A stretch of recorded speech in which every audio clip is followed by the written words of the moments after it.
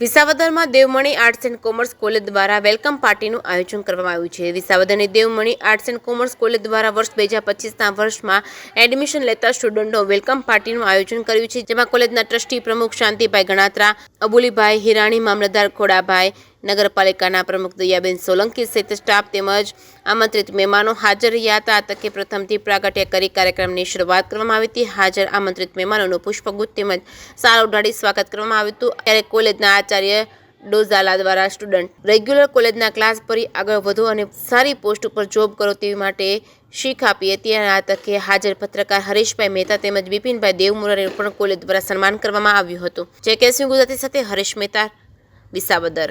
હું doctor Oganvari Jhala, Shri Devmani arts and commerce કોલેજના આચાર્ય। આજે શું પ્રોગ્રામ શું હતો સર?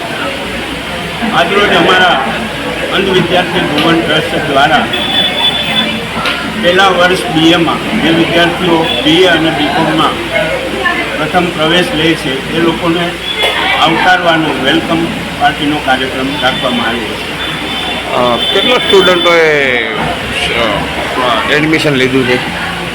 અમારે ત્યાં બીએમાં 97 વિદ્યાર્થીએ એડમિશન લીધું છે આ વખતે, અને બીકોમમાં 26 વિદ્યાર્થીએ એડમિશન